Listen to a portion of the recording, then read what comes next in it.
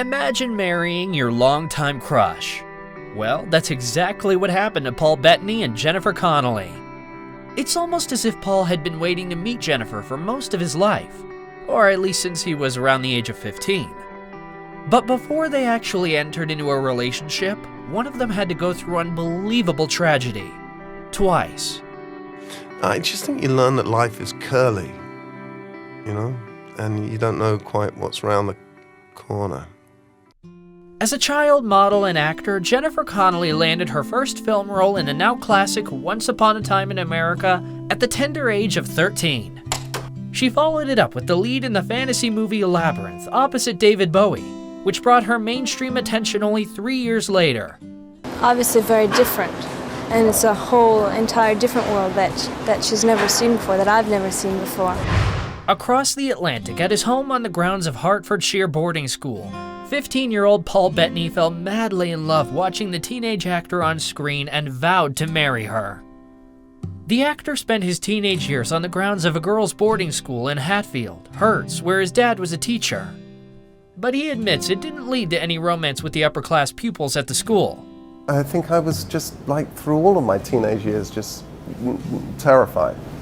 The fantasy of being a teenage boy living next to a girls' school didn't live up to the reality, Paul said. He was close to siblings Sarah and Matthew, but was left devastated when his little brother fell from the roof of a sports hall and died. Paul was 16, and Matthew's death, at just 8 years old, ripped the family apart. It colored everything, he said. That was the end of family life from that point, as often happens in families where there's a death of a child. The whole family explodes. Life was never the same again. Paul says losing his brother wrecked his teen years. Quote, "When you were supposed to feel that sort of crazy, almost narcissistic confidence as a 16 or 17-year-old, feeling that you were somehow indestructible. Instead, he was missing the person who was the most important to him at the time." His big breakthrough came in 2001, when he starred as medieval author Geoffrey Chaucer in A Knight's Tale, alongside Heath Ledger. It was this role that would lead to his meeting with Jennifer. It happened after director Ron Howard saw his performance and cast him in A Beautiful Mind. And while Paul remembered his attraction to his future love was instant, their reactions to that first fateful meeting were very different. I've never been this close to somebody that. I remember thinking, I bet every man you've ever met has tried to flirt with you. I remember meeting him at the first read-through, Jennifer said. I thought, he's really good, that guy. At the time, Paul was dating A Knight's Tale co-star Laura Fraser, and Jennifer, who had a 3-year-old son Kai, with photographer David Dugan, was rumored to be dating Russell Crowe. Paul kept his feelings hidden, and when the film wrapped, the pair went their separate ways. "Clearly we noticed each other, and clearly we liked each other," says Jennifer. "I have very strong feelings about things that are right and things that aren't, and that was all very clear." And for both Connelly and Bettany, A Beautiful Mind marked a turning point in their careers. The former a revitalization and the latter a bridge to fame. The movie earned 8 Academy Award nominations. It won 4 Oscars, including Best Supporting Actress for Connelly. Unlike many co-stars, the couple didn't date while filming. As Connelly explained, they knew better than to get involved in anything on set. She said, "We've both had enough on-set relationships to know that they don't work, and you need to walk away from them." But a year later, another tragedy struck and made the actor act reasonably quickly. Paul was filming in Tuscany when the horrors of the 9/11 attack on New York's Twin Towers unfolded. Out shopping for groceries, he joined a crowd outside a cafe, just in time to see the second plane hit the second tower. His first thought was that he needed to call Jennifer. Like so many people's lives in that moment, mine was changed forever.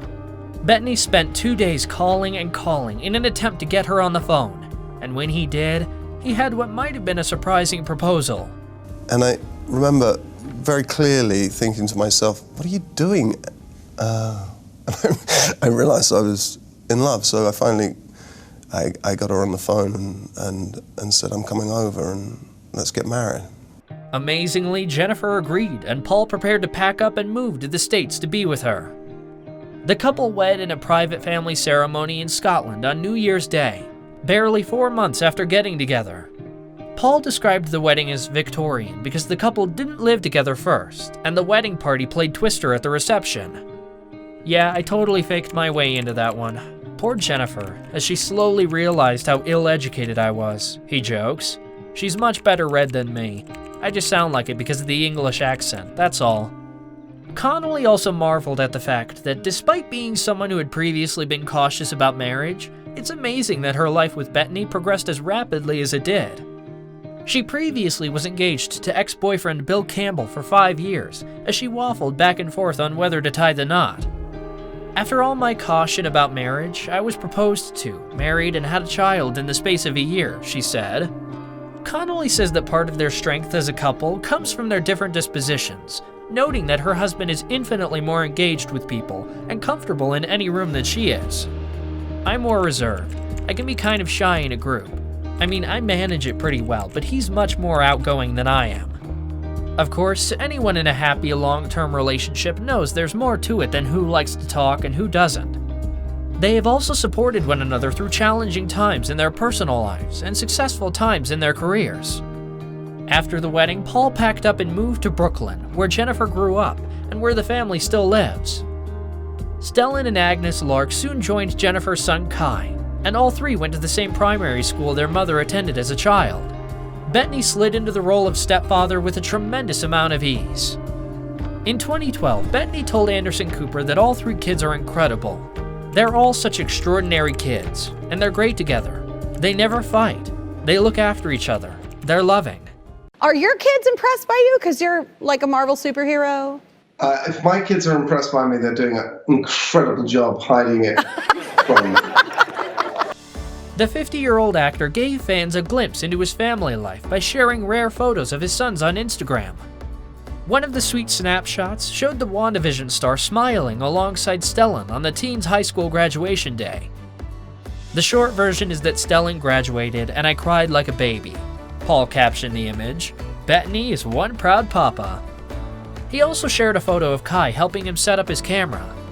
My eldest son Kai waits patiently while I try to figure out the timer on my camera, and gets bored before I figure it out, then leaves me solo, he posted. Now the moments that mean the most to the actor are when I catch myself and realize the 5 of us are laughing together, he says, and there is nobody on earth with whom I could be having a better time. Do you want to have more kids? I think we should call it quits. Yeah. I think you're good? I mean, yeah, it's like moving an army trying to get out of the house. Right, You know. Like the rest of us, Jennifer Connelly and Paul Bettany spent a lot of 2020 sheltering at home with their kids in Brooklyn, New York.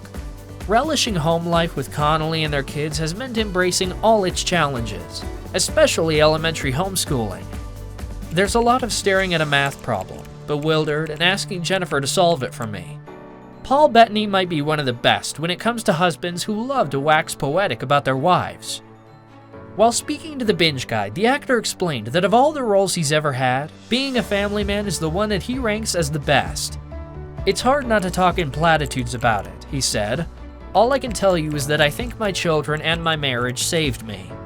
Bettany added that his wife and children helped him realize what really matters in life and what doesn't, and that they both are fully aware of the trappings of celebrity and just aren't tempted.